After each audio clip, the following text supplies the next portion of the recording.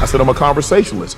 But what people are upset about is that for some reason people come to me and I don't look at them with judgy eyes. I have no predetermined notion or preconceived notions, and they open up to me. Right. That's what they're upset about. Because if you look at a lot of these people that's been on other podcasts, they don't do the views that they do when they come on Club Shay. But Kim, I didn't know it was gonna cause this kind of ripple. I didn't think it was gonna move me in the direction. I'm glad it did. And some of the comedians had taken shots at other comedians, but nothing like this. I didn't expect the vitriol to come, especially from some of the people. And I'm not gonna say we were friends, but I'm saying we were cordial, we were friendly towards each other. Some people that I've kind of helped behind the scenes, and to see them attack, oh, I wouldn't have let him do this, I wouldn't have said that. Because Cookie from the show Empire, I was offered that role. Now Taraji tore it up, baby. Listen here. However, I was offered that. Then Felita called me back and say, baby girl, they said you're too difficult to work with. But you hear on the audio that a man told David Talbert I was difficult to work with.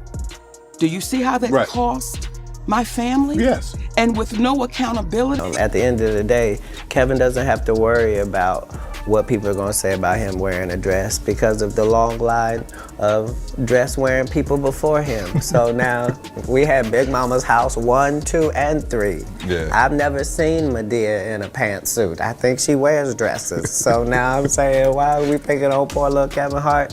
Because it was his turn next. I heard about it, but when Katt came on and did what he did, now you had no choice. Advertisers, sponsors had to take Club Shay serious. Right. People that did, he just this, he's a dumb jock, he talked with a lisp. Well, that dumb jock that talked with a lisp has the #1 podcast on YouTube. Not sports podcast, Cam. To admit I was wrong, and when my movie Boo come out. Because you didn't have to accept this. You could have just said, no, I'm not going to do it. You have been the king of comedy as long as we've had one. Matter of fact, the whole phrase, king of comedy, can be attributed to you. And I am honored that you would allow me to share the same stage as you. I don't know why people made this a championship bout. And I don't know why you was okay with that. And I want to apologize for what's going to happen. Who is that? But the second that you get on stage,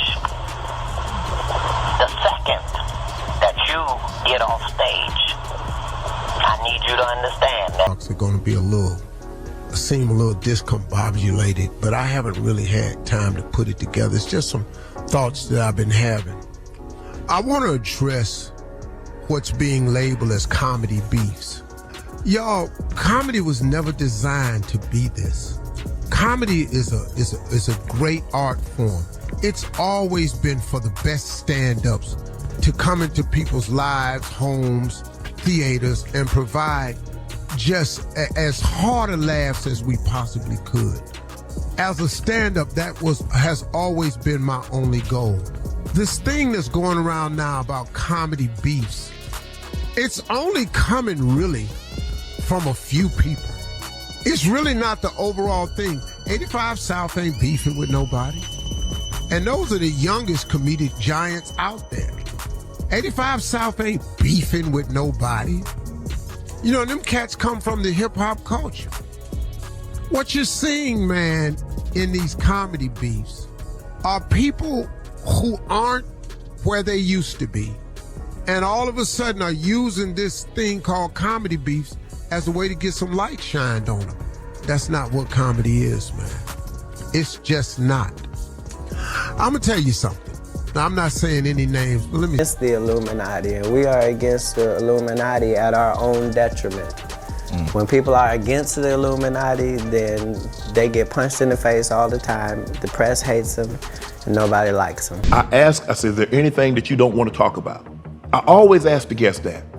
Sometimes they say, well, I would appreciate if we not talk about this. Right. Cool, no problem. Because I believe you can tell your story without saying something negative. But yes, I believe a person that's been in a business, that's been doing something 10, 15, 20, 30 years are more than one salacious story. Right. That's what I believe. So if they say they want to stay away from it, but if they want to tell something, who am I to say, nah, don't do, you can't tell that. Right. People are, Cam. Don't ask me to do shit just to get, oh, she's a nice person. Tiffany's so nice and so sweet. That nice. That nice. I'm tired of being nice to you, raggedy and y'all lazy. Just tired of people playing with me.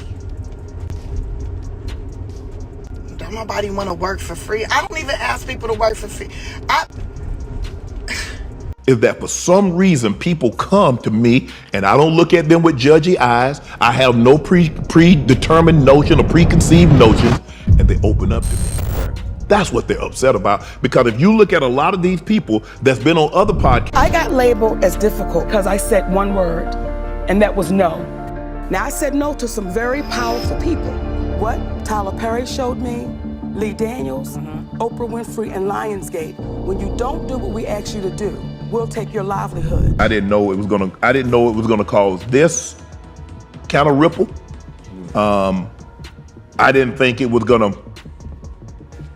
move me in the direction. I'm glad it did. I understand what comes along with that. But if you remember, don't do sit downs. You see what I'm saying? Kim, I've been trying to line Katt up for a year. I tried to line him up for a year. People don't know this, but Katt doesn't like to fly. I'm getting off the elevator. As I'm getting off the elevator, a lady's getting on. Right. She said, hello. I said, hey, how you doing? I'm Shannon Sharpe. She tells me her name. She's like, I've never seen you here before. I said, yeah, my attorney's here, Marvin. She said, oh, I love Marvin. I love Allison, who's his daughter. She said, oh, I said, I've never seen you here. I said, I've been coming here 3-4 years. I've never seen you. She said, oh man, I'm sorry. I'm just not meeting you. She said, today is my last day. I said, what? She said, yeah, today is my last day. I said, you got a new job? She said, I'm leaving to be Katt Williams' tour manager. Wow. I said, I've been trying to get Katt for a year. That was a Friday. The next Friday, Katt sitting in that chair. Look at God.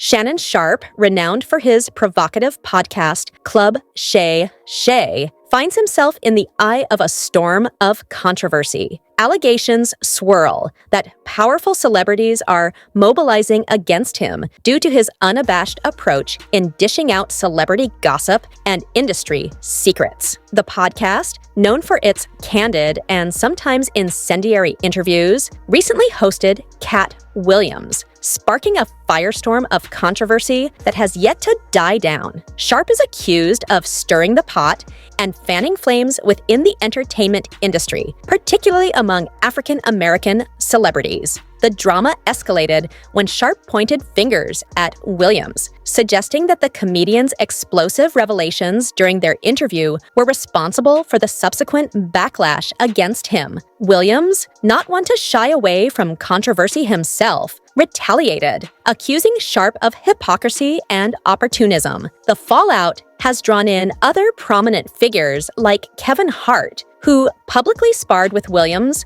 further complicating an already tumultuous situation. As social media lights up with opinions and accusations, the saga unfolds, raising questions about ethics, authenticity, and the responsibility of media personalities in the age of digital entertainment. Shannon Sharpe, feeling the heat of public scrutiny and backlash, has pointedly blamed comedian Katt Williams for the turmoil surrounding his podcast. According to Sharpe, the controversy began escalating after Williams' headline-making appearance on Club Shay Shay. Sharpe alleges that Williams deliberately fabricated stories and made inflammatory statements during the interview, thereby setting Sharpe up for criticism and backlash from the public and fellow celebrities alike. Sharpe claims he was merely conducting his role as an interviewer, asking follow-up questions based on Williams's assertions. He argues that Williams's provocative remarks, rather than his own actions, sparked the intense fallout. Sharpe asserts that he provided a platform for Williams to speak his truth, but did not anticipate the backlash that ensued. This defense has sparked debate among fans and critics alike, with opinions divided on whether Sharp bears responsibility for the controversy or if Williams crossed ethical boundaries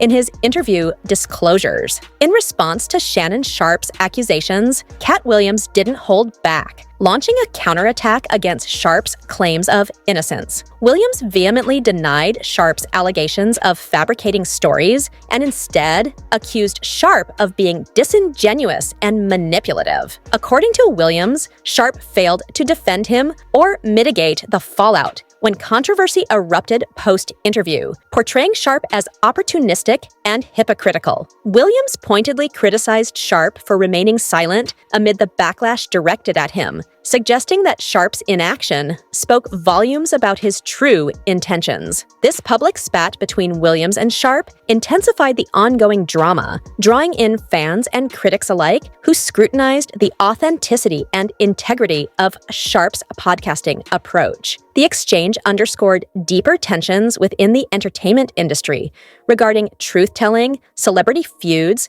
and the ethical responsibilities of media personalities. As social media platforms buzzed with commentary and analysis, the feud between Williams and Sharpe continued to captivate audiences, leaving lingering questions about accountability and transparency in the realm of celebrity interviews and podcasting. The drama surrounding Shannon Sharpe's podcast took another turn with the entry of Kevin Hart into the fray. Hart, a prominent figure in the comedy world, publicly clashed with Katt Williams, adding fuel to the fire sparked by Sharpe's controversial interviews. The feud between Hart and Williams escalated quickly, with Hart accusing Williams of joke theft and questioning his credibility in the industry. Williams didn't hesitate to fire back, leveling accusations against Hart and challenging his success and authenticity. The exchange between these two comedic heavyweights further polarized public opinion, drawing attention away from Sharpe momentarily while highlighting broader issues of rivalry and integrity within the entertainment industry. As the feud unfolded on social media and in public interviews, it underscored the complexities of celebrity dynamics and the often contentious relationships among public figures vying for success and recognition. The involvement of Hart in the saga added layers of intrigue and controversy, contributing to the ongoing narrative surrounding Sharpe's podcast and its impact on the entertainment landscape. Shannon Sharpe, known for his provocative podcast, Club Shay Shay, faced mounting criticism amidst the fallout from controversial interviews, particularly those with Katt Williams and Monique. Critics accused Sharpe of exacerbating tensions and exploiting personal conflicts among Black artists for entertainment value. This led to allegations that Sharpe's podcast was sensationalizing gossip and perpetuating negative narratives within the African American community. Comedians like Dave Chappelle and D.L. Hughley publicly condemned Sharpe, suggesting that his platform was contributing to division rather than fostering constructive dialogue. Chappelle, in particular, criticized Sharpe and Williams for focusing their criticism on Black artists while avoiding similar scrutiny of white celebrities, thereby perpetuating racial divides in media representation. D.L. Hughley echoed these sentiments, labeling Sharpe as messy and accusing him of allowing guests to spread misinformation and falsehoods unchecked. This criticism sparked debate about the ethical responsibilities of podcast hosts in moderating discussions and ensuring factual accuracy while respecting the dignity of their guests and the broader community. Despite the controversy, Sharpe's podcast continued to attract significant attention and viewership, underscoring the public's appetite for sensationalized content and celebrity drama. However, the backlash against Sharpe highlighted broader concerns about the impact of media sensationalism on public discourse and the portrayal of African American artists in mainstream entertainment. Rapper Mase added another layer of controversy to Shannon Sharpe's podcast saga by accusing Sharpe of exhibiting anti-Black bias. Mase criticized Sharpe for allegedly treating Black guests differently compared to white guests, suggesting a disparity in how Sharpe approached interviews and mediated conflicts. Mase's accusations echoed sentiments previously expressed by Dave Chappelle, who had criticized Sharpe and Katt Williams for for seemingly targeting Black artists with their contentious interviews. Chappelle highlighted a perceived imbalance in Sharp's podcasting approach, noting a tendency to vilify fellow Black entertainers while sparing criticism for white counterparts.